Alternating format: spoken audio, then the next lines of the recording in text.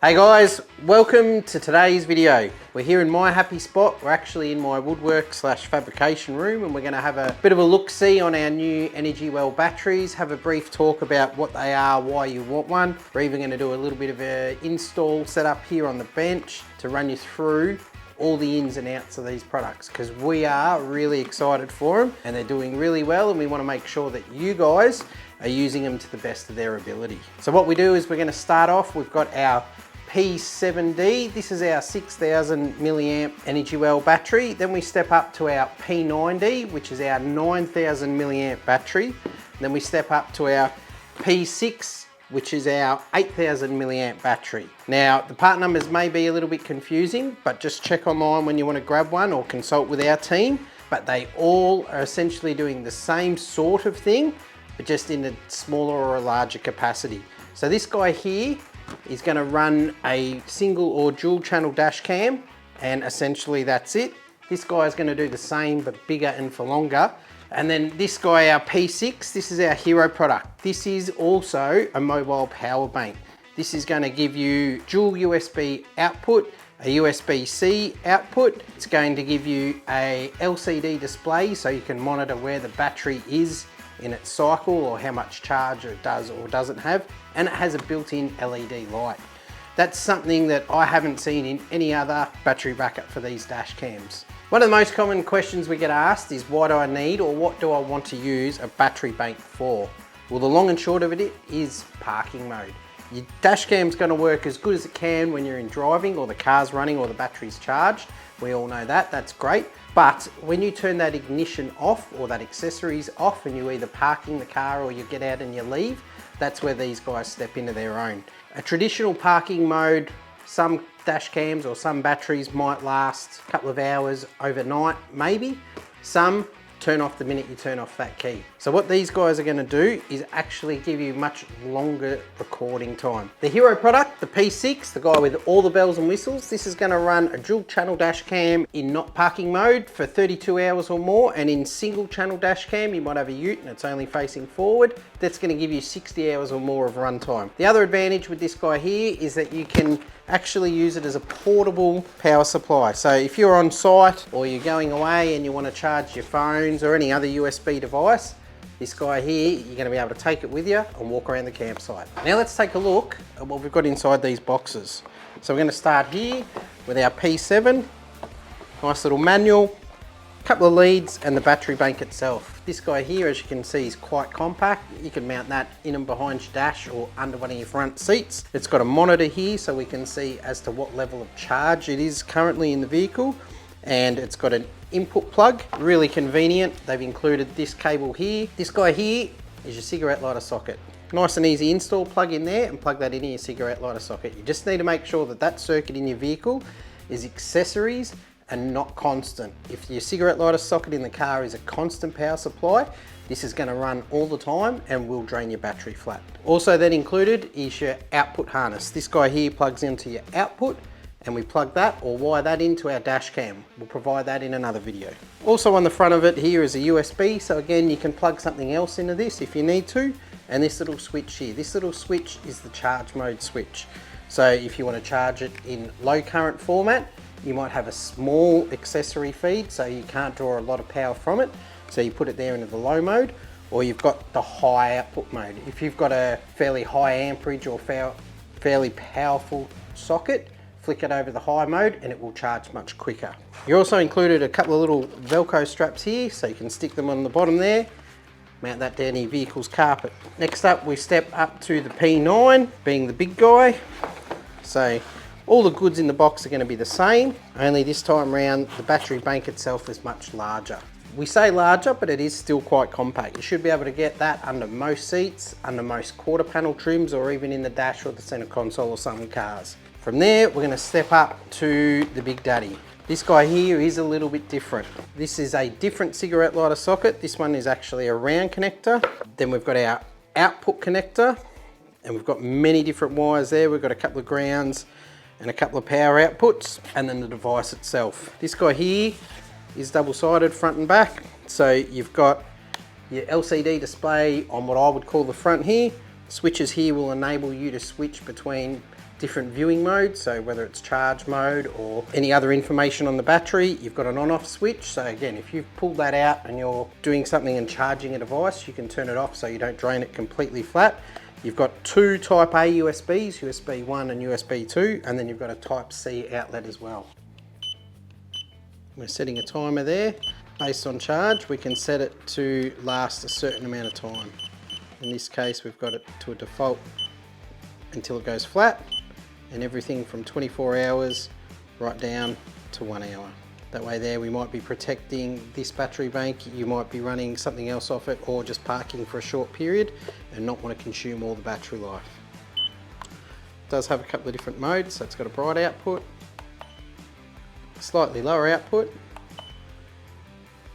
and an emergency beacon. Woo, let's dance. The other big point to point out here is if you're running a hybrid vehicle or an electric car, you really shouldn't be fitting a dash cam without a battery backup. Those cars run the smallest 12 volt battery or 12 volt power supply that is needed in that car, so that dash cam is not going to be running to its optimum. Most of the time you're going to turn the key off and that battery is so small that the dash cam's just going to turn off straight away. These guys here will allow the dash cam to work in park mode like it's supposed to. All right, here we are. We're going to do an installation. Picture this, we're in a car. I know we're not, but imagine we are. So what I've got here is our battery or our vehicle battery. This is a fairly generic car type battery. I've wired it up as if it is in a car. So fuse, always make sure any power circuit is fused. I've got that then running through a switch. Imagine this is your key, your ignition switch, and a cigarette lighter socket. So what we're going to do today is do a mock installation of the battery bank and a Vroid dash cam.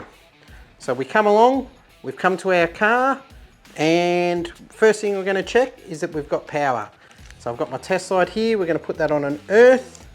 We're going to come to our power circuit and go, no, we've got no power. Oh, silly me, hasn't put the key in the ignition. Turn our ignition on, and we've got power. Cool, that's definitely an accessory cigarette lighter socket. So then what we're going to do is we're going to get our power lead that comes with our EnergyWell battery. We're going to plug it into the battery bank. We're going to plug it into the input side. Then we're going to take our cigarette lighter socket and we're going to click it in. Then we're going to come along and get our output connector, pre-terminated already with both male or female bullet connectors. So I'm going to right now put some male bullet connectors on our Vroid harness.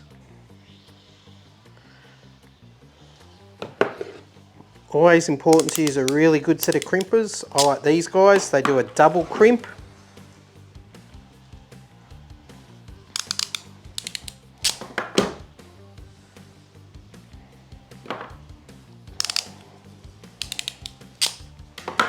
Now what we're going to do is match up colour for colour, and we're only going to do that because I already know and I've checked and read that that's the case. But red is our accessories in Vroid. It's also our accessory wire from EnergyWell, so I connect the two together. They're going to take our yellow, which is our constant, which is the battery at all times. We're going to plug that guy in, and then we're going to connect up our earth. Now I'm connecting this to the harness and to the camera before I plug it into the battery bank. We're then going to come along and take our S1. We're going to plug our Vroid lead into that guy. Then we're going to come along and plug our EnergyWell harness into the output side of the battery bank. We're going to put it in, just for this example, into the low charging mode. So now you can see the battery is charging. Now that we've got everything connected, we can come along and turn our dash camera on. It will boot up and we're in action. Now what I am going to show you is if you want to hardwire this battery bank rather than use this cigarette lighter plug, this is how we're going to do it. First, we're going to cut our power to the car. We're going to turn our ignition switch off. Just for safety, I'm going to unplug the dash cam. Now we're going to come along and we're going to remove this connector. Now we need to find out which wire is doing which job. I'm going to separate it a little bit, and I know from my years of installing that the center pin here is power and these outer ones are the earth. So what I'm going to do is grab my multimeter and we're going to test and see which one of these wires joins to the power, and then we know that that's going to be our power feed. So I'm going to put my multimeter onto a continuity test. So when I probe these together, we get a chime, and that way I know that they're joined together. Now I'm going to take an educated guess that the black is earth and the black with the red trace is power, but to check that, we're going to hold one probe on the black and white wire. Then we're going to take our other probe and probe the center pin. Look at that. That's giving us that it's the same wire. So what I'll do now is I'll cut that off, I'll terminate these, and we'll plug them in over here. But I'll just check that we're not getting any continuity between the earthing pins and that wire, which we weren't. So happy days. So my next step now, take this aside, we're going to come along, we're going to cut our cigarette lighter socket off. We're going to unplug it from the battery first because the battery does have some voltage in there. We don't want to short it out. So I'll come down. Cigarette lighter socket is now removed. I'm going to strip those wires. If you were doing this in a car, chances are you're going to either solder it in or you're going to be using a fuse tap and tap it into an accessory feed in the vehicle. For the case of this example, on my cigarette lighter socket, I had female spade connectors, so I'm going to put on these wires here male spade connectors. Your application may be different, but as I said, always make sure it's fused. Now if you're doing a fuse tap application, jump onto our website and make sure you're stocked up on fuse taps. You should have plenty of those if you're doing regular dash cams anyway. Just making sure I've got nice clean connections.